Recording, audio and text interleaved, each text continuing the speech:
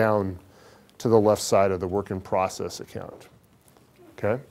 So I think that's conceptually what makes it a little more difficult. And then the notion of how can one go about calculating started and finished units.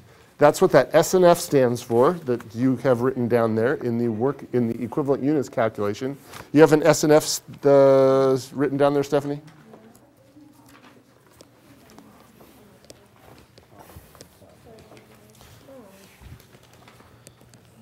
But she wrote it out. Very good. Did you? Started and finished. Oh, because, well, some people, I suspect I wrote S&F on the board.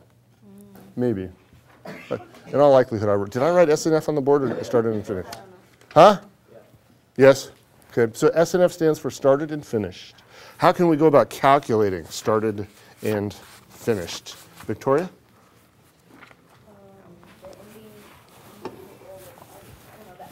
Basically, the ending and work in process minus the beginning inventory, what we started last time. Like, I know what I'm saying, but I can't tell you. It's a mathematical calculation, though. So it's a mathematical calculation. In the T account, we've got beginning, in, ending, out. So it's out minus beginning inventory. Out minus beginning inventory works.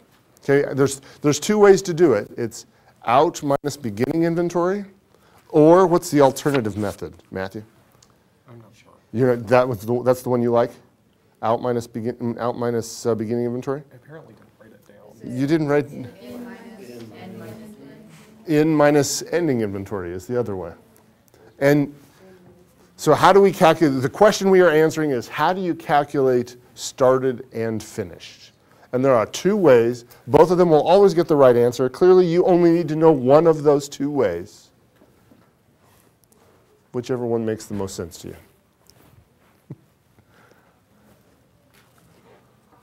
Okay, so it's either out minus ending inventory or in minus, out minus beginning inventory or in minus ending inventory. Thank you. Okay. It's a good thing I reviewed that. Mike, did you write anything down, Mr. Waller? I did not. I've got it. It's all right here. You know it. I guess we'll find out. I got to do that the first time I ever taught an MBA class. I don't have an earned MBA. Did you know that? Maybe you didn't know that. Your eyes got big. Maybe I haven't said that. I don't have an earned MBA. I went straight from an undergraduate degree program into a PhD degree program and kind of skipped the whole master's degree program stuff. And so at my first job at the University of Memphis, second semester I was a professor. I was asked to teach MBA students, and I'd never been in an MBA class before, ever. And so I was a bit younger then, and so I wound up just, when I found out about it, kind of grabbing the local textbook for the local MBA accounting class that I was going to be teaching, and I just kind of wandered in and sat in the back row, and I was sitting, a bit like Mr. Waller, I was sitting in the back row, just kind of listening.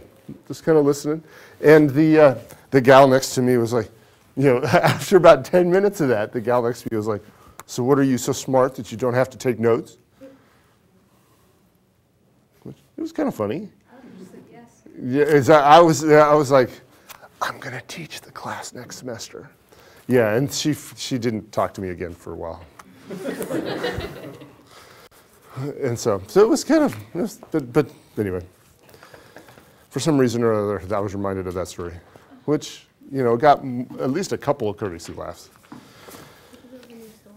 Was it a new story? You'd not heard that one before. Okay.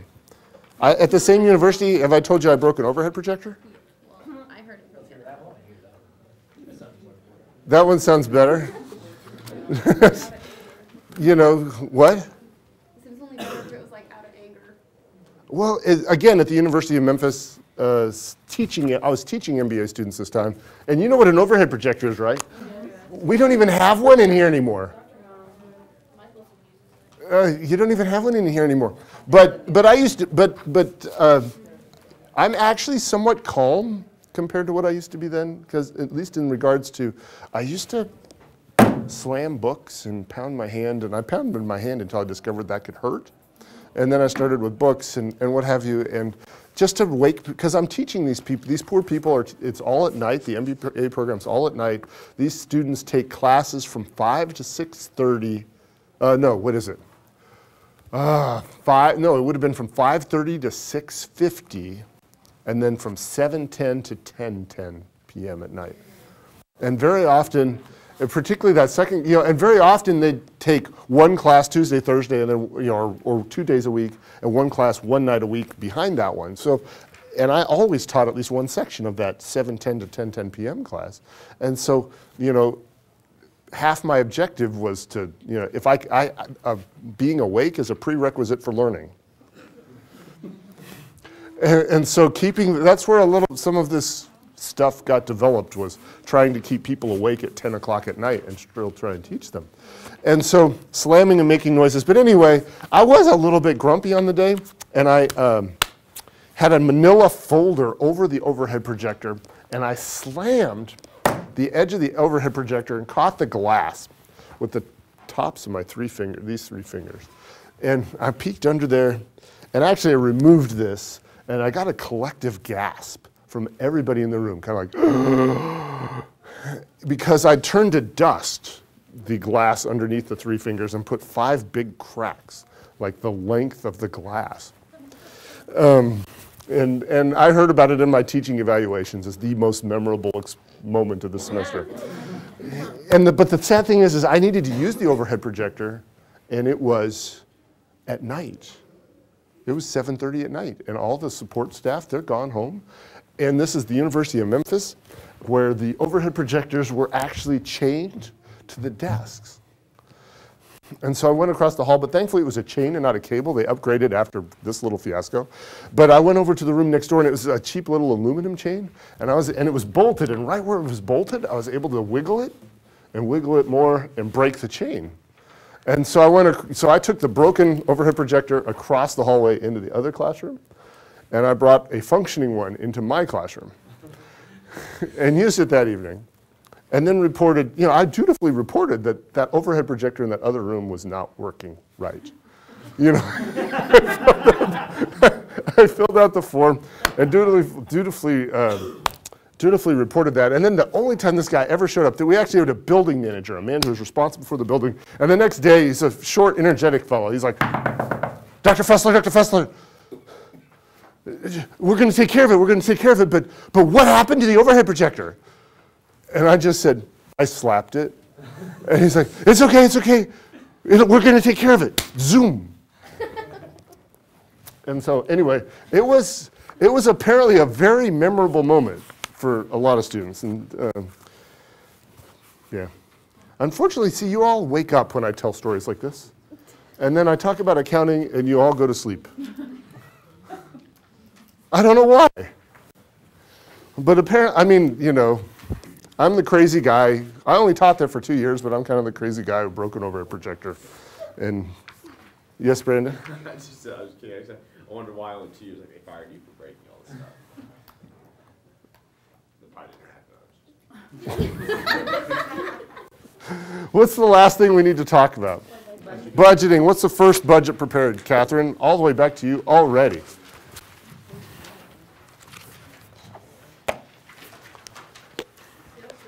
Sales forecast. What comes next, Sadie? What page you on?